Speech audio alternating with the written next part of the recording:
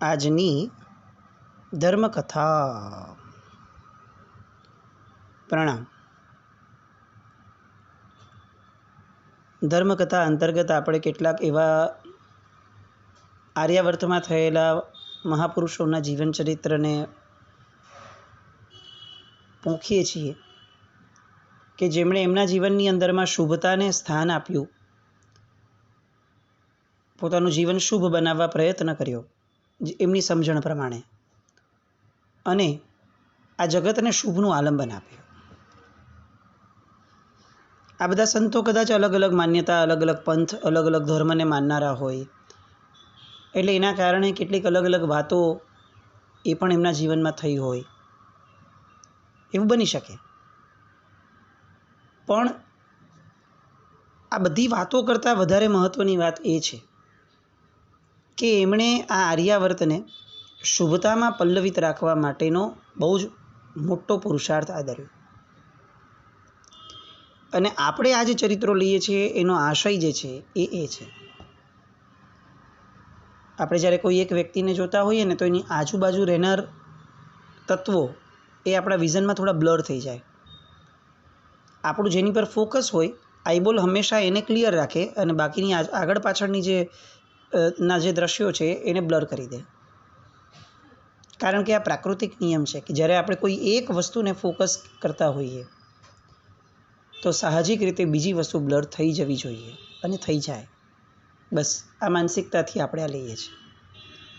આપણે જે સંતોના જીવનની અંદરમાં જે વસ્તુને હાઇલાઇટ અથવા ફોકસ કરીએ છીએ એના સિવાય એમના જીવનમાં ઘણું બન્યું હોઈ શકે, પણ અત્યારે એ બધું બ્લર છે. આપણે જે વસ્તુને હાઇલાઇટ ફોકસ કરીએ છીએ એને આપણે ત્યાં મુખ્યતા અત્યારે આંકીએ છીએ, અને એ જે છે એ એમની ગુણાનુરાગિતા અથવા ગુણમય જીવનની વાત છે. આ પરિપ્રેક્ષની અંદરમાં જ આપણે ગઈકાલથી ભક્ત વિદ્યારણ્ય સ્વામીજી, દક્ષિણ ભારતના સંત, એમના જીવનની વાતો કરીએ છીએ. ઈસવીસન 1300 એટલે કે આજથી 700 વર્ષ પહેલાંનો સમય. આપણે ગઈકાલ સુધી જોયું કે બહુ ધનવાન પરિવારની કન્યા સાથે લગ્ન થયા હતા. ખાધે પીધે સુખી હતા એવું નહીં, બહુ જ વ્યવસ્થિત રીતે સંપન્ન પરિવાર હતો. પણ એક ઘટના એવી હતી કે જેમણે એમના મનની અંદરમાં ઉહાપો જગાવેલો, અને એ ઉહાપો હતો પશ્ચિમથી તુર્ક લોકોનું આક્રમણ, ઇસ્લામ. આપણને છે ને અંગ્રેજોની વાતો બહુ ભણાવવામાં આવી, એટલે આ મોગલોનો જે સમય હતો એ સમયની કેટલીક બર્બરતા, એ સમયની કેટલીક ક્રૂરતા, એ સમયની કેટલીક અજુકતી લાગે એવી બધી ઘટનાઓ, આ બધાને બહુ જ માઇલ્ડ રીતે આપણી સમક્ષ મૂકવામાં આવ્યા. એના કારણે આપણે એમ ન કહીએ કે આપણે એના પક્ષદાર છીએ, પણ આપણા મનમાં હંમેશા એ વસ્તુ પ્રત્યે સોફ્ટ કોર્નર રહ્યા કરે. આ જ્યારે વિદ્યારણ્ય સ્વામીજી થયા એ સમયની વાત છે કે જ્યારે તુર્કસ્તાનથી આવેલા મોગલોનો એ આક્રમણનો સમય હતો આર્યાવર્ત પર. અને એ જે આક્રાંતાઓ હતા એ લોકોએ એ સમયે એમના ધર્મના પ્રચાર માટે એક જ વસ્તુ, 1 પોઈન્ટ ટાર્ગેટ હતો, કાં ઇસ્લામ ધર્મનો સ્વીકાર કરો અને કાં મોતને સ્વીકારો. ધર્માંધતા, જનૂન, આ બધું જ્યારે પરાકાષ્ઠાએ હતું ત્યારનો એ સમય. અને બધા જ ધર્મો એ સમયે સંકટગ્રસ્ત હતા. દિલ્હી ઉપર પણ તુર્કોની આણાફરી વળી, મંદિરો તૂટ્યા, દેવ પ્રતિમાઓ તૂટી, ધર્માંતરે એવી માઝા મૂકી કે સેંકડો હજારોની સંખ્યામાં ધર્માંતરો થવા લાગ્યા. અને એ સમયે જે રાજ્યોની અંદરમાં રાજાઓ હતા, જે હિન્દુઓ હતા, વૈદિક ધર્મને માનનારા હતા, જૈન ધર્મને માનનારા હતા, આ બધા જ એ સમયે સ્તબ્ધ થઈને બેઠા હતા. કારણ કે આવું આક્રાંતાઓનું જે બર્બરતાભર્યું વલણ હતું એ કોઈએ કલ્પ્યું નહોતું ક્યારે પણ. આ વિદ્યારણ્ય સ્વામી, એમને એ સમયે આ બધું જોયા પછીથી અત્યંત અંદરમાં આક્રોશ જાગ્યો. એમનું મૂળ નામ માધવ હતું. એટલે જ્યારે એમણે આ બધું જોયું ત્યારે એમને એવું લાગ્યું કે આ સમાજને જ્યાં સુધી જાગૃત નહીં કરાય ત્યાં સુધી આ આક્રાંતાઓની વચ્ચે રહેવું અને ધર્મને ટકાવવું એ અશક્ય થઈ જશે. અને એટલે એમણે સૌથી પ્રથમ આ એક દિશાની અંદરમાં પોતાની વિચારણાને બળ આપવા માટે પોતાનું ઘર છોડ્યું. આ ત્યાગ એટલો મોટો લાગે આપણને. સમાજને જગાડવા માટે કેટલાક પ્રયત્નો અથવા કેટલાક વિચારો આપણા સૌના મનમાં હશે, સૌના મનમાં એઝ એન્ડ વેન કંઈક જોવા મળે આપણને એમ થાય કે લોકો કેમ આવું કરતા હશે, આ વસ્તુ કેમ આમ છે, અને આમ થવું જોઈએ, આમ હોવું જોઈએ, આવું ઘણું આપણા મનમાં થતું હોય. પણ આપણી લિમિટ છે કે આવું વિચાર્યા પછીથી આપણે એની માટે એફર્ટ મૂકવાની વાત આવે તો આપણે એફર્ટ્સ મૂકવામાં એટલા બધા મામણા હોઈએ. બહુ તો એકાદ બે વાર પ્રયત્ન કર્યો હોય, કોઈકે કર્યો હોય, કેટલાકે કદાચ વધારે પડતા પ્રયત્ન કરીને સમય આપ્યો હોય, પણ એક લિમિટ બાંધીને જ્યારે આમને સમાજની દુર્દશા જોઈને જે વિચાર આવ્યો એની પછીનું નેક્સ્ટ સ્ટેપ એમણે એ ન લીધું કે આપણે પણ કોઈકને વાત કરીને અંદર અંદર ગોસિપ કરી અને એમ વિચારીએ કે બહુ ખોટું થઈ રહ્યું છે, બહુ ખોટું થઈ રહ્યું છે, ક્યારે સારું થશે, ક્યારે સારું થશે. એટલાથી અટક્યા નહીં. એમણે પોતાનો પરિવાર છોડી દીધો. પરિવારની રજા સાથે છોડ્યો, પણ છોડ્યો. અંદરનો જે અંતઃકરણનો વલોપાત છે ને એ જ માણસને સાચી દિશા આપી શકે. માણસના હાથમાં છે કે એને વલોપાતને આર્ત ધ્યાનમાં બદલાવવું છે કે એ વલોપાતને એક દિશા આપી અને એના દ્વારા, એ ઉર્જાઓ દ્વારા કંઈક શુભ એને કાઢવું છે. માધવાચાર્ય દ્વિધામાં રહ્યા. સંન્યાસ તો લઈ લીધો, પણ આ આભ ફાટ્યું હોય એવું લાગે. હવે થીગડું ક્યાંથી લગાડવાનું, શરૂ કરવાનું, એ જ ન સમજાય. બીજો કોઈ માર્ગ ન મળ્યો એટલે શૃંગેરી મઠના શંકરાચાર્ય જે હતા એમની પાસે પહોંચ્યા. એમનું નામ વિદ્યાતીર્થ. એટલે એમણે એમના શિષ્યત્વને સ્વીકારી અને પોતાનું નામ વિદ્યારણ્ય રાખ્યું. હવે એ પોતાનું કાર્ય શરૂ કરે છે. દિલ્હીના તખ્ત ઉપર એ સમયે તગલક વંશનું શાસન ચાલતું હતું. તરંગી અને સપ્તરંગી જે કહી શકાય એવા મોહમ્મદ તુગલક એણે દક્ષિણમાં આવેલ વારંગલ ઉપર આક્રમણ કર્યું. હવે રેલો પોતાના પગ નીચે આવવાનો શરૂ થયો અને વારંગલનો રાજા જે હતો વીર પ્રતાપરુદ્ર એ પરાજિત થયો. એના બંને સેનાનાયકો હરિહર અને બુક્કા એ બંને યુદ્ધના મેદાનમાંથી ભાગી છૂટ્યા, પણ પછી પકડાઈ ગયા.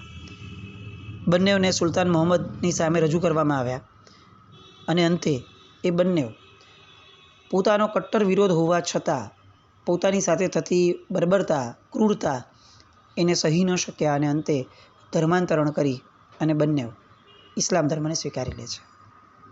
આ વાત વિદ્યારણ્યજીને મળી અને એ બસ પછી જે હચમચી ગયા, કારણ કે એ નગરના સેનાપતિઓ હતા જેને જોઈને લોકો પોતાને સુરક્ષિત અનુભવતા હતા. એ જ વ્યક્તિ ધર્માંતરણ કરી લીધું. હવે આ સમાજ ઉપર એવી અસર પડશે જ કે જેના કારણે સમાજ પણ એવું માનશે કે જો આટલા બધા પ્રખર શક્તિશાળી વ્યક્તિએ પણ જો સ્વીકારવું પડ્યું તો આપણે કેમ બર્બરતાને આપણા પગ નીચે આવવા દેવી છે, એના કરતાં ધર્માંતરણ કરી લઈએ. એટલે હવે એમને એવું લાગ્યું કે હવે વિચારવાનો સમય નથી, હવે આચરવાનો સમય છે. અને એમણે સભાઓ ભરવાની શરૂ કરી. ઘરે ઘરે, શેરીએ શેરીએ ભમવા લાગ્યા અને લોકોની અંદરમાં શૂરવીરતા રોપવા લાગ્યા. તમારી ભૂમિ આ લોકો જૂટવી લે છે, તમારી મા અને તમારી બહેન ઉપર બળાત્કાર કરે છે, તમારા ધર્મનો નાશ કરે છે, અને છતાં પણ તમે મૂંગા છો, તમે મનુષ્ય છો કે પશુ છો? ધિક્કાર છે તમને, નપુંસકો છો, ઉઠો, જાગો, તલવાર ખેંચો અને આ નપુંસકોને રહેસી નાખો કે જે નાયકો, નાપાકો એ તમારા ધર્મને, તમારા ઘરને, તમારા પરિવારને ફક્ત ને ફક્ત તહેસ નહેસ કરવા માટે જ અહીંયા આવ્યા છે. આવું શૌર્યભર્યું ગાન બધું જ કરવા લાગ્યા. જ્યાં જ્યાં ગયા ત્યાં ત્યાં બોલવા લાગ્યા. કોણ ઝીલે છે, કોણ સાંભળે છે, કોનામાં ફરક પડે છે, આવું એક પણ દ્રષ્ટિકોણ નહીં. અત્યારે મારું કાર્ય એ બોલવાનું છે અને હું બોલીશ. બોલતા રહ્યા અને કુદરતે, પ્રકૃતિએ સાથ આપ્યો. એમની વાણીએ કર્ણાટકની પ્રજાની અંદરમાં નવજ્યોત પ્રગટાવી. લોકો સંગઠિત થયા, બળવો કર્યો અને જે સુલતાને મહાપરાક્રમી એવા પ્રતાપરુદ્રને પરાજિત કર્યો હતો, એ સુલતાનની સામે માથું ઊંચું કરી અને બળવો કરવાની, લડવાની લોકોની અંદરમાં હામ ભરાઈ.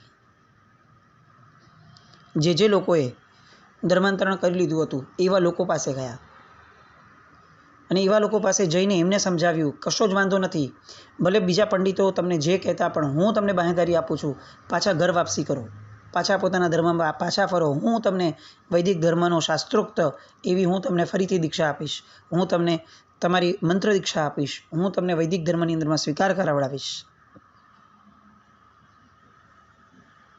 અને આ બંને વાતો, એક ઘર વાપસી કરો અને બીજું તમને આ ઘરની અંદરમાં માનભેર પાછા લેવાની જવાબદારી હું લઈશ. આ બંને વાતોથી લોકો પીગળવા લાગ્યા. જે લોકોએ ધર્માંતરણ કર્યું હતું એમને પણ ખ્યાલ આવ્યો કે હવે બળવો થઈ રહ્યો છે, સુલતાન પરાજિત થશે, તો પછી આપણો ધર્મ છોડીને આપણે શું મેળવશું? આપણે તો ન અહીંયાના રહેશું ન ત્યાંના રહેશું. અને એમણે પણ ફરી પાછો પુનઃ પોતાનો વૈદિક ધર્મ જે હતો એ સ્વીકાર કરવાની તૈયારી બતાવી. એ લોકોએ ધર્માંતરણ ફરીથી કર્યું અને મૂળ ધર્મમાં પાછા ફર્યા. લોકોની અંદરમાં હવે હામ વધવા લાગી અને એ જે બંને હરિહર અને બુકારાય હતા, એ બંને ફરી પાછા સ્વામીજી પાસે આવ્યા, પ્રાયશ્ચિત કર્યું, હિન્દુ ધર્મ ફરીથી સ્વીકાર્યો, વૈદિક ધર્મ, અને ફરી પાછા એ દક્ષિણની અંદરમાં જે ચાલતું હતું, આખું બળવોને બધું ચાલતું હતું, એ બળવાની સામે પડ્યા. એમનામાં જે પરિવર્તન આવ્યું એ પરિવર્તન પણ એક કથાનક સમાન હતું. જ્યારે બળવો થયો હતો એ સમયે સુલતાને આ બંને સેનાપતિઓને મોકલ્યા કે જાઓ અને આ બળવો ઠારો. અને એ બળવો ઠારવા માટેના દ્રઢ સંકલ્પ સાથે ક્રૂરતાભરી રીતે જ્યારે પ્રજા પર તૂટી પડવાના હતા, એ સમયે એમને ખ્યાલ આવ્યો કે આ પ્રજા ઉપર તૂટી પડીને શું કરવું છે, એમનો નાયક કોણ છે, અને એમના નાયક પાસે જઈ અને એને ખતમ કરીએ, સુલતાનની આજ્ઞા છે. અને એ જ વિચારણાથી એ લોકો આવ્યા હતા વિદ્યાચરણ સ્વામીજી પાસે. અને સ્વામીજી પાસે ઊભા રહી અને વિદ્યારણ્ય સ્વામીજીને એમને એમ કહ્યું કે આ બળવો જે છે એ બળવો અને બળવો કરનારા લોકો કોઈને છોડવામાં નહીં આવે, માટે આપ આ બધી જ વસ્તુઓને તાત્કાલિક ધોરણે બંધ કરાવડાવો. અને ત્યારે વિદ્યારણ્ય સ્વામીજી કહે છે કે તમે રાજા રુદ્રપ્રતાપના વીર સેના નાયકો, તમે હિન્દુ થઈ અને હિન્દુઓનું દમન કરો છો? શું આ જ તમારી વીરતા છે? શું તમે તમારી વીરતાને વેચી નાખી છે? અને ત્યારે પેલા બંને સ્વામીજીની શૌર્યભરી વાતો, એ સળંગ જે એમણે કરી એના કારણે ખૂબ અભિભૂત થયા દ્રવ્યા. અને દ્રવ્યને કહ્યું કે ના સ્વામીજી, ક્ષમા કરો, પણ અમને આ બળાત્કારે મુસલમાન બનાવવામાં આવ્યા છે. અને ત્યારે વિદ્યારણ્ય સ્વામીજીએ કહ્યું કે હું તમને પુનઃ હિન્દુત્વ આપવા તૈયાર છું. બળજબરીથી થયેલ ધર્માંતરને એક પણ ધર્મ માન્ય રાખતો નથી. હું વેદોક્ત રીતે તમને હિન્દુ બનાવીશ. અને બંને વેદોક્ત રીતે હિન્દુ બન્યા. રાજા તરીકે રાય હરિહરને અભિષેક કર્યો અને રાય હરિહરે વિરૂપાક્ષના પ્રતિનિધિ તરીકે શાસન સંભાળ્યું. વિરૂપાક્ષ એટલે એ સમયના એ રાજ્યના જે આરાધ્ય દેવ કહી શકાય, તે આરાધ્ય દેવ. એમણે નક્કી કર્યું અને જાહેર કર્યું કે આ ભગવાનનું રાજ્ય છે, હું એમના પ્રતિનિધિ તરીકે હું આ રાજ્ય ચલાવીશ. અને આખું વિજયનગર ધીરે ધીરે ધીરે આગની જેમ આ વાતો ફેલાતી ગઈ અને આખું વિજયનગર એ હવે ઇસ્લામને પડકારવા માટે જાણે ખડું થઈ ગયું હોય એવી રીતે ખડું થયું. અને વિદ્યારણ્ય સ્વામીજીએ પોતે આ નવું જે સામ્રાજ્ય થયું રાય હરિહરનું, એના મહામંત્રી તરીકે પોતે પદ સંભાળ્યું. દેશ અને સમાજને જ્યારે પણ જરૂર હોય ત્યારે ધર્મના અનુસાર વર્તવું અને વર્તાવવું એ સંતની જવાબદારી છે. સંત એ નથી જે ફક્ત પોતાના ધર્મને ને પોતાના આત્માને જ સાચવીને રાખે. સંત એ પણ છે કે જેને જ્યારે જે સમયે જે માંગણી થાય છે એ માંગણી પ્રમાણે એ પોતે આપવાની તૈયારી બતાવે. પન્યાસ ચંદ્રશેખર મહારાજ સાહેબ બહુ જ માર્મિક રીતે હંમેશા જીવનભર આ બોલ્યા છે કે ધર્મને જીવતો રાખવો હશે તો તમારે સંસ્કૃતિને અને દેશને જીવતો રાખવો પડશે. ધર્મ ક્યારે પણ દેશ અને સંસ્કૃતિથી અળગો ન હોઈ શકે. સંસ્કૃતિ બદલાય છે, સંસ્કૃતિ વટલાવાય છે, એવા સમયે ગમે તેટલો ધર્મને પકડીને રાખશો, જે દિવસે એ રેલો આપણે ત્યાં આવશે, આપણો ધર્મ નહીં ટકી શકે. ધર્મને જીવાડવો છે તો દેશને બચાવતો રાખો. જ્યાં સુધી દેશની અંદરમાં ધર્મમયતા છે ત્યાં સુધી જ આપણામાં અધર્મમયતા છે અને આપણી આવતી પેઢીમાં ધર્મ આવશે. અને એટલે સેંકડો લોકો આપણામાં એવા હશે કે જે લોકોએ પન્યાશ્રી ચંદ્રશેખર વિજયજી મહારાજમાં આ જે વિદ્યારણ્ય સ્વામીજીમાં આપણે જે રૂપ જોયું છે એ રૂપની જેમ એક આહલેખ ધરી, ભેખ ધરી અને એમને શહેરે શહેરે ભમતા આપણે જોયા છે. એમની વાતમાં એક જનૂન હતું. કારણ કે જ્યારે તમારે લોહાને કાટવું છે, લોખંડને કાપવું છે તો લોખંડ જ જોઈશે. ધર્માંધતાના જનૂનને કાપવું છે તો ધર્મનું જનૂન જોઈશે. જ્યારે પરિસ્થિતિ પરાકાષ્ઠાએ પહોંચે ત્યારે સામાન્ય વાતોથી રસ્તો નહીં નીકળે. ત્યારે કંઈક એવું કરવું પડશે કે જે પરાકાષ્ઠાને પણ આંબી જાય. અને એ સમયે એમણે પોતે મહામંત્રી પદ વિદ્યારણ્ય સ્વામીજીએ સ્વીકાર્યું અને એક મહાનગરમાં પલટી નાખવા માટે એમણે અદ્વિતીય હિન્દુ પાટનગર બનાવવા માટે ભગીરથ પ્રયાસો શરૂ કર્યા. પરિણામ એ આવ્યું, સમાજ એમની બાજુમાં ઊભો રહ્યો. લોકો એક પછી એક જોડાતા ગયા અને ઇતિહાસ એવું કહે છે કે એ જ સમયે વિજયનગર એ ભારતનું સર્વોચ્ચ નખશીક સૌંદર્ય ધરાવતું એવું મહાનગર બન્યું. વિજયનગરનું સૌંદર્ય, વિજયનગરનું શિલ્પ, વિજયનગરની શ્રી પતાકા, વિજયનગરની વીરશ્રી એક અદ્વિતીય લોકો માટે આલંબન બનીને રહ્યું. જે લોકોએ પણ વિજયનગર સામ્રાજ્યનો ઇતિહાસ વાંચ્યો છે એ જાણશે કે એ એવો સમય હતો કે જ્યારે આખા આર્યાવર્તની અંદરમાં એકમાત્ર હિન્દુ સામ્રાજ્ય પ્રવર્તતું હતું. બાકી બધા જ સામ્રાજ્યો ખતમ થઈ ગયા હતા. એ સમયે પણ હિન્દુ સામ્રાજ્ય તરીકે એકમાત્ર વિજયનગર ગણાતું હતું. અને એનું શ્રેય એ આ વિદ્યારણ્ય સ્વામીજીને ગયું. ઈસવીસન 1356 રાય હરિહર જેમને રાજા બનાવ્યા હતા એમનું અવસાન થયું. અને જે કુલગુરુ વિદ્યારણ્ય સ્વામી જીવતા હતા એમણે બુક્કારાયને વિજયનગરનો સમ્રાટ બનાવ્યો અને રાજ્યના પાયાને બધાને વધુ મજબૂત કર્યા. એક પણ વ્યક્તિ ઉપર એમણે ક્યારે પણ પોતાના ધર્મને ત્યાગવા માટે જરા પણ આગ્રહ નહોતો દેખાડ્યો. દરેકને પોતપોતાનો ધર્મ પાળવાની છૂટ હતી, પણ ધર્માંતરની પ્રવૃત્તિ ઉપર કડક કાયદો હતો. એક પણ વ્યક્તિ ધર્માંતર ન કરાવી શકે એવો કડક કાયદો ત્યાં પાડવામાં આવતો હતો. આ બુક્કારાએ વેદ વિદ્યા સ્વામી વિદ્યારણ્ય પાસેથી જાણી અને પછીથી પોતે જે સંપ્રદાય પાડતો હતો એ સંપ્રદાયને પણ પોતે પાડ્યો. પોતાનો ધર્મ ક્યાંય પણ પ્રજાઓ પર લાદ્યો નહીં. અને આ આખા સંસ્કારનો મૂળ આ વિદ્યારણ્ય સ્વામી. સંન્યાસી હોવું એક વાત છે, પણ જ્યારે ધર્મ ભયમાં આવી પડે ત્યારે દરેક વ્યક્તિ, પછી સંસારી હોય કે સંન્યાસી હોય, એનો ધર્મ થઈ પડે છે કે એણે ધર્મનો ઉદ્ધાર કરવો. જો ધર્મ તૂટી પડશે તો સભ્યતા તૂટી પડશે, સભ્યતા તૂટી પડશે, સંસ્કૃતિ તૂટી પડશે, અને સંસ્કૃતિ તૂટી પડશે તો દેશના પાયા હચમચ્યા વગર રહેશે નહીં. આવા જ એક સંત બીજા કે જેમણે એ સમયે જેમ મોહમ્મદ તુગલકની સામે આ વિદ્યારણ્ય સ્વામીજીએ આલેખ જગાડી અને એકમાત્ર હિન્દુ સામ્રાજ્ય તરીકે જે રાજ્યને એમણે પોતાના જીવનના છેલ્લા શ્વાસ સુધી જીવંત રાખ્યો, એવા એક બીજા સંત કે જેમણે બીજો એક આક્રાંતા ઔરંગઝેબ એની સામે લડવા માટે એક વીર પુરુષને બળ આપ્યું, એક વીર પુરુષને એમણે સત્વ આપ્યું, એક વીર પુરુષને એમણે માર્ગદર્શન આપ્યું.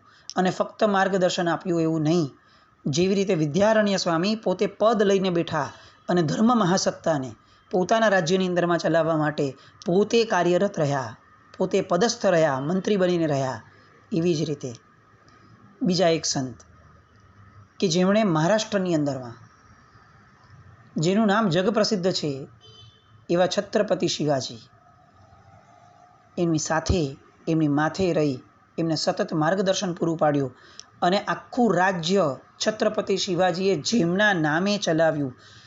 છત્રપતિ શિવાજી હંમેશા જે આવું કહેતા કે હું એમના પ્રતિનિધિ તરીકે આ રાજા તરીકે સ્વીકારું છું, આ રાજ્ય સ્વીકારું છું અને રાજ્ય વહન કરું છું, બાકી આ મારું આખું રાજ્ય એ મારા ગુરુનું છે. અને આ આખી વાત સંતત્વથી વિપરીત હોવા છતાં જેમણે સ્વીકારી હતી એવા સમર્થ રામદાસ સ્વામી, એમની પણ વાતો આવી. એમનું પણ જીવન આવો. એમના જીવનની એવી બધી વાતો કે જે વાતોને સાંભળતા આશ્ચર્ય થાય કે કોઈક આવડા અમથા નિમિત્તને પામી અને કઈ રીતે સંન્યાસી બનવાનો વિચાર પણ કરી શકે.